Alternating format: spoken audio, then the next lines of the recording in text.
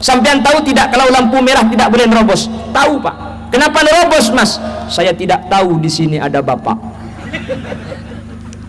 Assalamualaikum warahmatullahi wabarakatuh. Bismillahirrahmanirrahim. Alhamdulillahi rabbil alamin.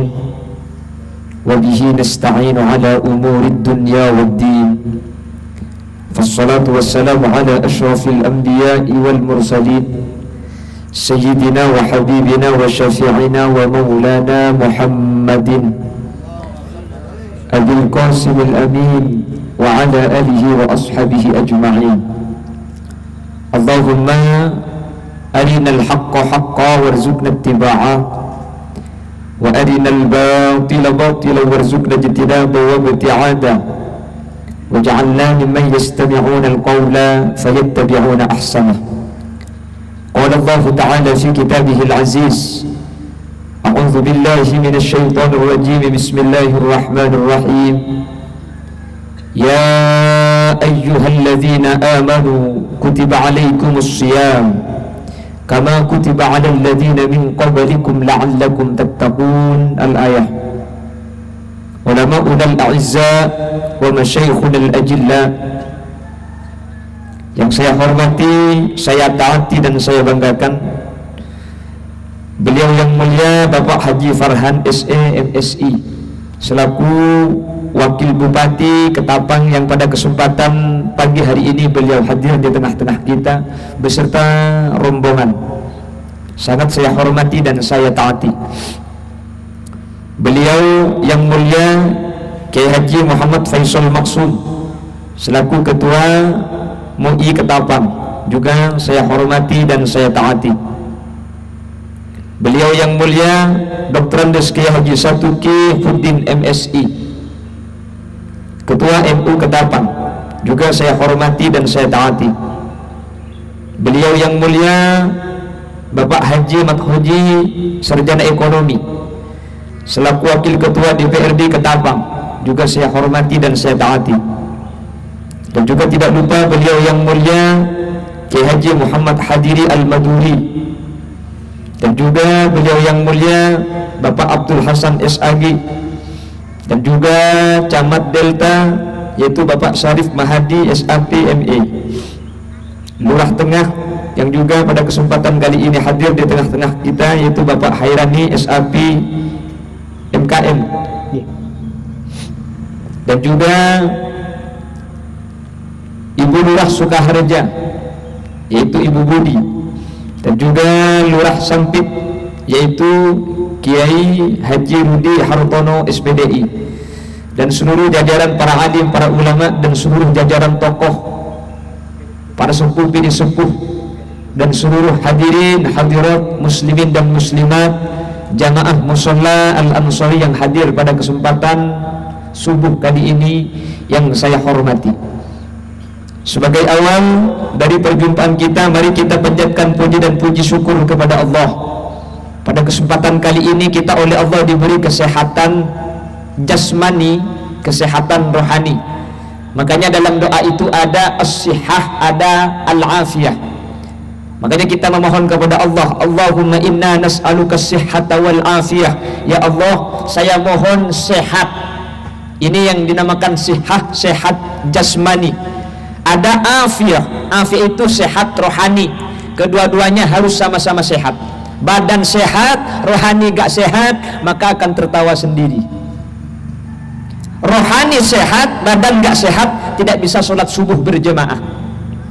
Karena jasmani sehat, rohani sehat, alhamdulillah bagi hari ini musholla Al-Ansari ramai, yang hadir banyak. Kalau tiap pagi yang hadir jumlahnya sebanyak ini, insya Allah kiamat dipindah 2000 tahun 5000 yang akan datang. Tapi insya Allah tiap pagi yang hadir juga jumlahnya tidak kurang dari pagi hari ini. Amin Allahumma. Amin Allahumma. Dulu ada sahabat Rasulullah namanya Abdullah ibnu Ummi Maktum. Beliau ini tua, buta, dan tidak punya keluarga, sendirian. Pernah mengadu kepada Rasulullah, istadzantu ya Rasulullah, an usolli fil bait, ya Rasulullah, saya mohon izin untuk sholat di rumah, tidak mau berjamaah. Namun Rasulullah melarang, berjamaahlah. Padahal buta, padahal tidak punya keluarga, padahal dia tua. Akhirnya dengan tongkat yang dia bawa tiap pagi berangkat ke masjid.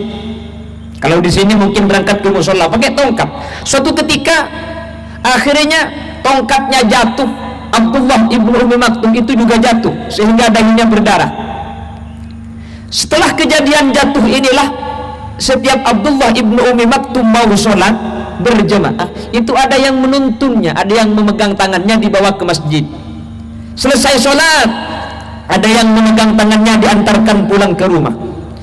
Mau sholat duhur, ada yang memegang tangannya dituntun sampai ke masjid lagi, pulang, begitu terus tiap hari. Sampai Abdullah ibnu Ummi Maktum ini kagum, siapa gerangan orang yang berbaik hati tiap 5 waktu mau melaksanakan sholat berkenan mau menuntun dan memegang tangannya sehingga dia tidak terjatuh lagi. Akhirnya Abdullah ibnu Ummi Maktum bertanya, wahai pemuda, siapakah gerangan yang telah berbaik hati setiap hari menuntun saya sholat berjamaah? Saya mau membalas dengan uang, saya tidak punya uang, namun saya akan membalas doa, akan saya doakan sampean kepada Allah subhanahu wa ta'ala. Siapakah namamu? Yang menuntun ini akhirnya menjawab, Abdullah, tidak perlu sampean mendoakan saya karena saya tidak membutuhkan doamu. Lu siapa kok sampean sombong tidak mau doa? Saya adalah iblis. Lu kok iblis menuntun orang sholat? Biasanya iblis itu melarang orang sholat, ini kok menuntun orang sholat?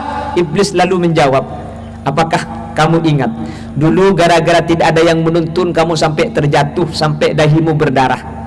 Kamu jatuh karena mau sholat berjamaah, maka dosamu separuh diampuni oleh Allah subhanahu wa ta'ala. Makanya saya tuntun, takut kamu jatuh lagi. Kalau kamu jatuh lagi, dosamu habis sama sekali tidak ada. Jadi perbuatannya baik, niatnya jahat. Ini saking besarnya faidah sholat subuh berjamaah. Apalagi sampai jatuh, dosanya habis. Makanya yang merasa banyak dosa, besok insya Allah uangnya habis sekalian dibawa ke rumah sakit. Sampai Rasulullah menyatakan, andaikan orang sempit ini tahu, tapi kalau di hadis tidak ada sempitnya ya. Nah, kok baik sare. Andaikan orang sempit tahu betapa besar pahalanya sholat berjamaah, la atau walau habwa, maka akan datang meskipun dengan keadaan ngesot, tidak punya kaki, tapi karena tahu besarnya pahala berjamaah, dia akan datang meskipun dengan cara ngesot, tidak punya kaki. Dia akan merangkak. Berhubung pahala tidak terlihat dan tidak bisa disaksikan dengan mata telanjang, akhirnya banyak yang tidak sholat subuh berjamaah. Kenapa? Pahala tidak terlihat. Coba mulai besok pengumuman di sini, yang sholat subuh di musola Al-Ansori jangan dikasih pahala, dikasih uang 2 juta. Insya Allah meskipun dari Kayong Utara berjamaah di sini, insya Allah penuh ini. Karena apa? Duit. Nih, kan sampai ada lagunya kalau uang itu. Panas kepanasan, hujan kehujanan, demi anak istri rela ku jalani. Nah, ini kalau uang seperti ini. Aku langkahkan kaki mencari rezeki, kalau sudah kaya mau kawin lagi. Hahaha kok.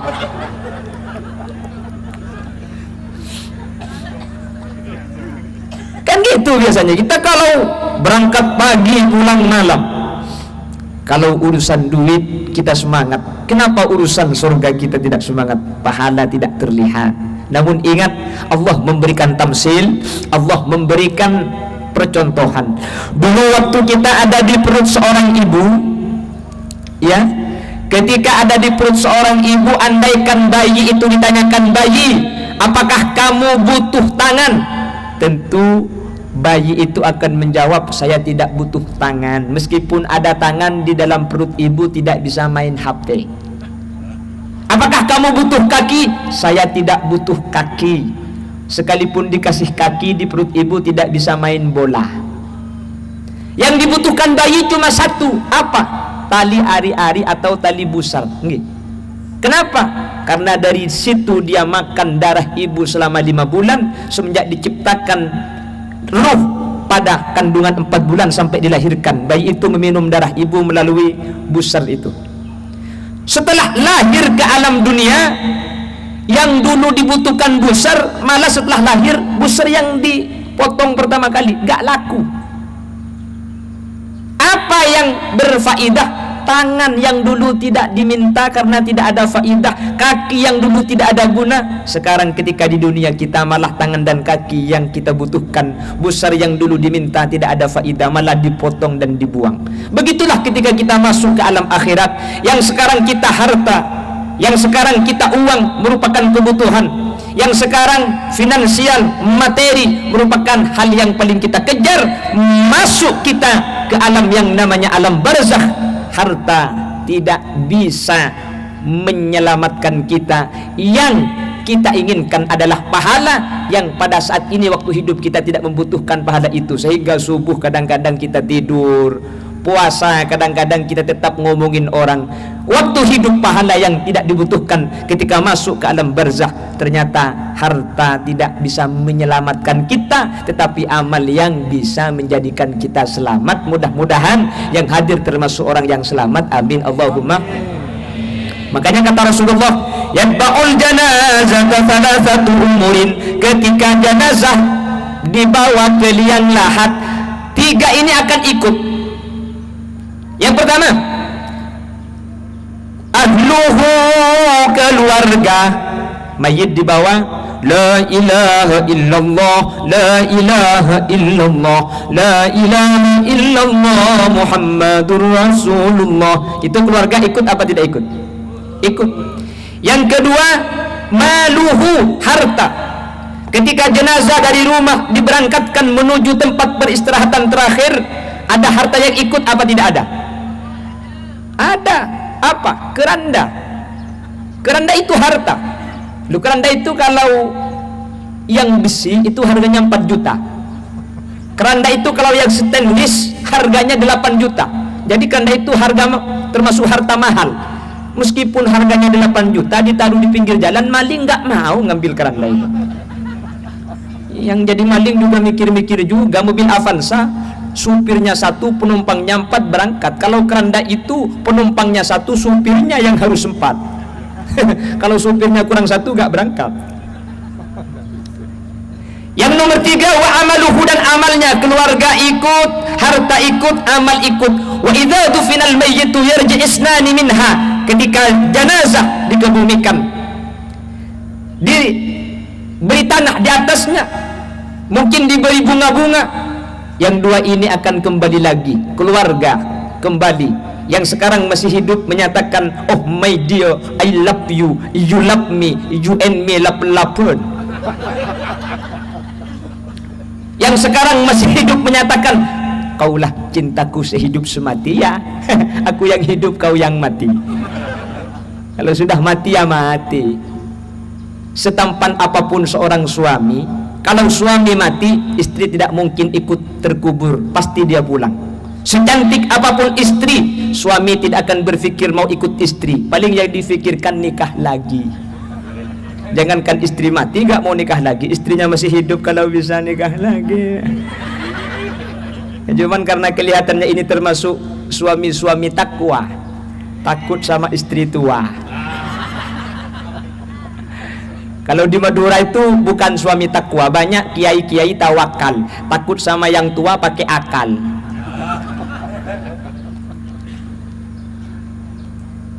Meskipun semasa hidupnya panggilannya itu luar biasa. Ada yang panggil abi, umi, ada yang panggil papi, iya mami, mami biar tidak ketahuan orang, mami saya balik saya panggil mima, iya papi saya panggil pipa. Ada yang panggilannya seperti ini, a, iya ini mencret namanya. Semasa hidup panggilan seperti itu, tapi kalau sudah wafat tidak ada harganya, tidak akan diikuti. keluarga akan pulang, harta akan kembali pulang. Hanya satu yang akan menyelamatkan kita. Apa? Amal. Yang sekarang kita lalai, yang sekarang kita malas, yang sekarang kita seakan-akan tidak butuh. Ketika kembali ke alam baka, kembali ke alam barzah, amallah yang akan menjadi ukuran keselamatan kita. Makanya dulu ada nyanyian seperti ini, walaupun hidup 1000 tahun, kalau tak sembahyang apa gunanya? Walaupun 1000, kalau tak sembahyang apa gunanya? Hidup bagaikan pungkana gedeng.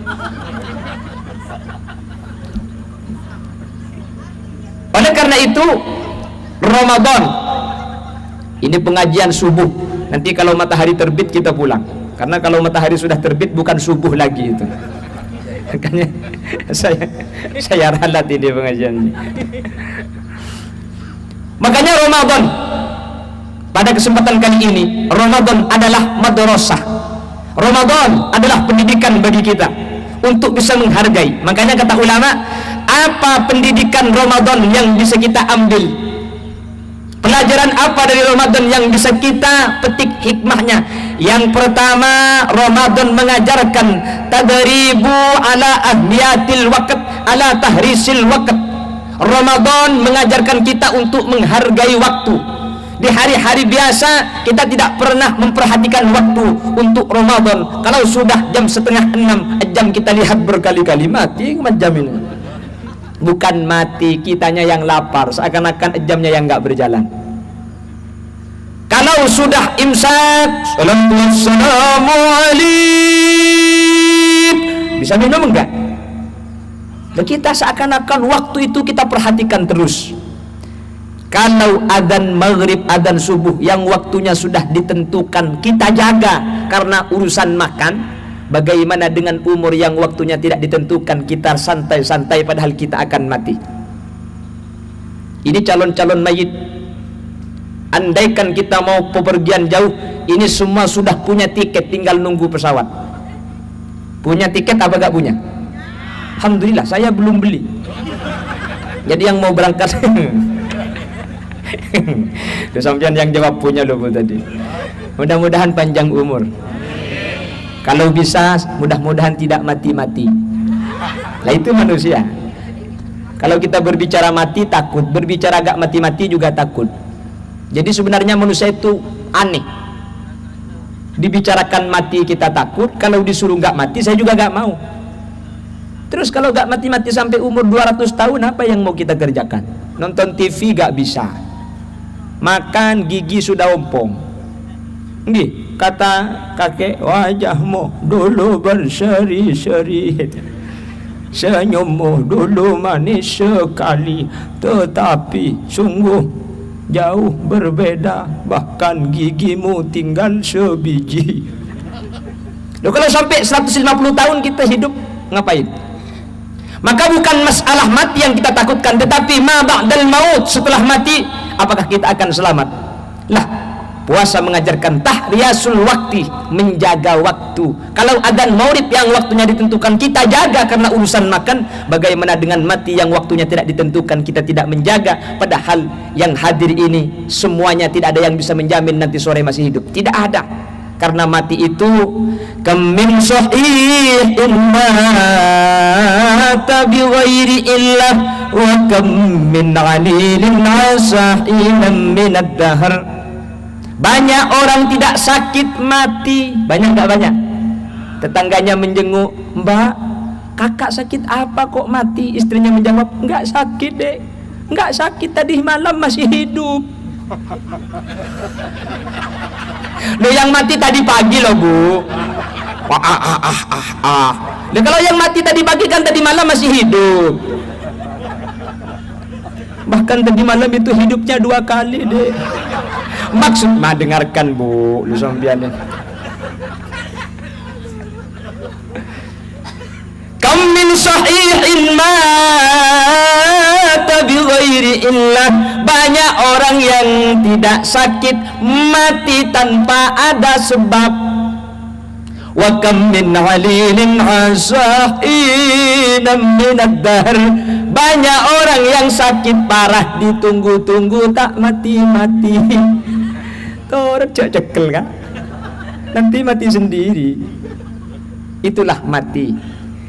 Kapan waktunya tidak ada yang tahu. Yang jelas semuanya akan mati. Ini yang hadir, semuanya akan mati. Waktunya kita tidak ada yang tahu. Siapakah yang mati duluan?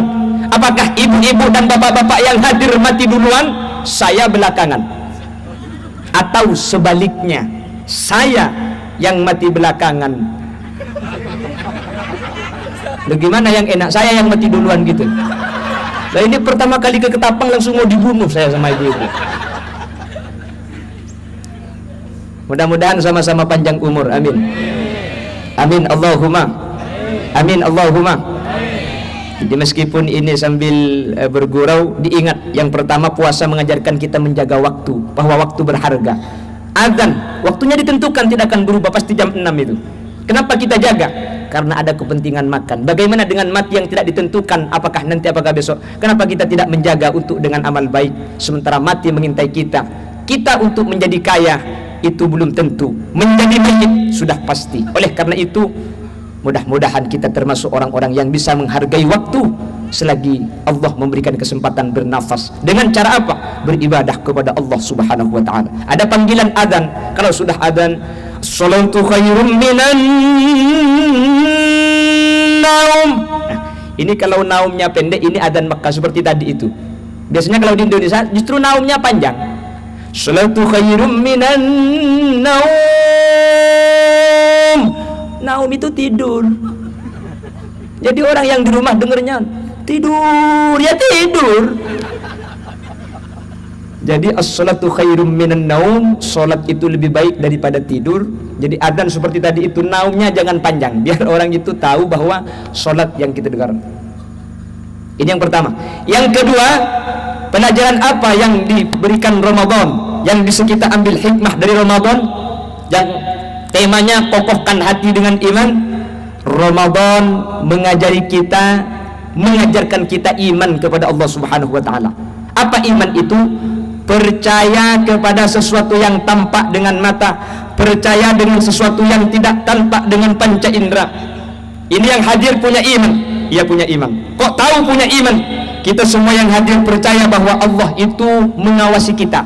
Buktinya ketika berpuasa seharian kita tidak makan, tidak minum. Tadi kita sebelum sholat subuh kita ambil wudhu. Sebelum berwudhu kita berkumur-kumur dulu. Waktu kita berkumur, andaikan air separuh kita buang, separuh kita telan, jangankan wakil bupati, teman yang ada di samping tidak akan tahu kalau kita mencuri air. Jangankan bapak polisi, tidak ada yang tahu. Kita mau sholat duhur, berkumur-kumur lagi, andaikan kita mencuri air waktu berkumur, jangankan tetangga, suami di rumah tidak akan tahu kalau kita mencuri air. Kenapa kita tidak melakukan sementara tidak ada yang tahu kalau kita mau mencuri? Karena meskipun tetangga tidak tahu, bapak wakil bupati tidak tahu, kita sadar Allah yang tahu, Allah mengawasi kita. Puasa mengajari iman, puasa memberikan pelajaran bahwa kita diawasi oleh Allah setiap langkah, sehingga kita hati-hati. Bahkan setelah gosok gigi kita meludah berkali-kali, takut ikut masuk ke dalam tenggorokan. Kok begitu hati-hati? Padahal tidak ada yang tahu. Bukan urusan orang yang tahu, Allah yang mengawasi kita. Inilah arti sebuah keimanan yang bisa kita ambil dari Ramadan. Kadang-kadang kita mau baik kalau diawasi, kadang-kadang kita disiplin kalau ada polisi, tapi kita kembali brutal ketika tidak ada orang. Itulah rendahnya sebuah keimanan. Di lampu merah kita tidak pakai helm, udah gak pakai helm, boncengan 3, melihat kanan kiri tidak ada orang, kita nerobos. Udah nerobos, ketahuan polisi, prit, minggir mas, minggir. Akhirnya minggirlah. Ditanya sama Pak Polisi, Mas, sampian tahu tidak tata cara berkendara? Tahu Pak. Sampian tahu tidak di sini ada lampu merah? Tahu Pak. Sampian tahu tidak kalau lampu merah tidak boleh nerobos? Tahu Pak. Kenapa nerobos Mas? Saya tidak tahu di sini ada Bapak. Apa artinya? Kadang-kadang kita mau patuh, mau disiplin, mau ikut peraturan kalau diawasi, dan kita akan kembali jahat ketika tidak ada yang mengawasi. Ramadan mengajari kita bahwa kita harus tetap disiplin, harus tetap baik baik ada orang atau tidak ada orang. Buktinya kita tetap tidak minum, kita tetap tidak makan meskipun tidak ada tetangga yang tahu, meskipun tidak ada suami yang tahu, karena Allah Azza wa Jalla mengawasi kita. Mudah-mudahan keimanan yang diajari Ramadan bisa kita amalkan 11 bulan sampai kita masuk kepada Ramadan yang akan datang. Amin Allahumma amin Allahumma. Yang ketiga, Ramadan hebatnya lagi mengajari kita sabar. Di luar Ramadan kita diajari sabar dengan hal yang haram. Ini haram, sabar, belum waktunya. Kalau haram, tunggu halal dulu. Ketemu cewek cantik, haram, kita tahan dulu, masih belum halal. Di luar Ramadan kita diajari bersabar dari yang haram. Di bulan Ramadan kita diajari sabar dari perkara yang halal. Ini makanan saya, ini yang beli saya, ini sudah halal. Tapi meskipun halal, sebelum adzan maulid kita tidak memakannya. Sabar dari yang halal. Itulah makna Ramadan yang luar biasa. Jangankan yang haram, halal saja kalau belum waktunya dijaga oleh Ramadan. Kita tidak makan, sehingga makanan halal setelah maghrib, minuman halal setelah, buah-buah halal setelah, sampai istri halal setelah tarawih, Bu. Wahahaha. Masa mau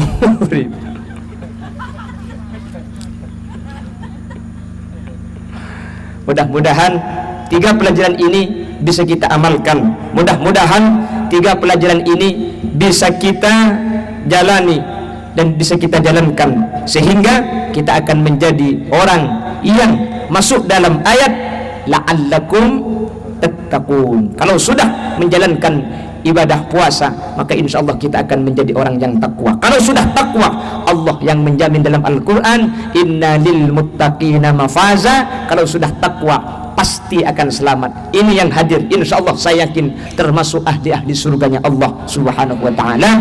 Amin Allahumma. Sebelum kita tutup, ini ada kotak amal. Nggih. Jadi kotaknya mana panitia? Saya mau sambil baca sholawat, nanti kotak amalnya dijalankan. Nanti yang mau masang silahkan memasang, yang tidak mau memasang harap untuk tetap memasang. Ini pemaksaan namanya. Ya Rabbil Mustafa, bareng semua. Balligh maqasidana,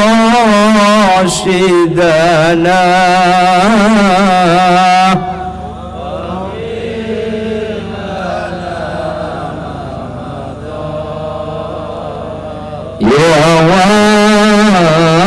wasi'al karami, saraita min haramin, la ilaha illa harami, kama saral badru fi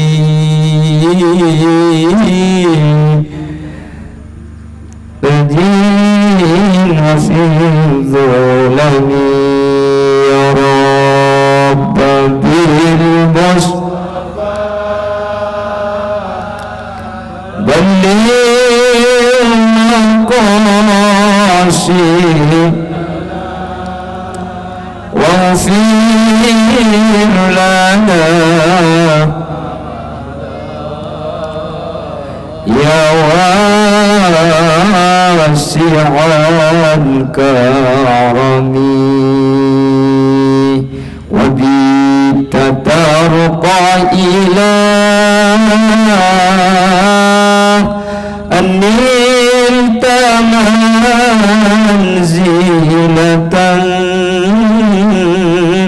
min qabi qausaini lam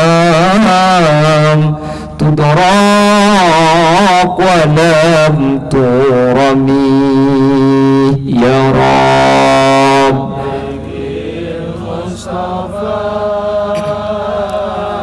balligh maqasidana, waghfir ما مضى.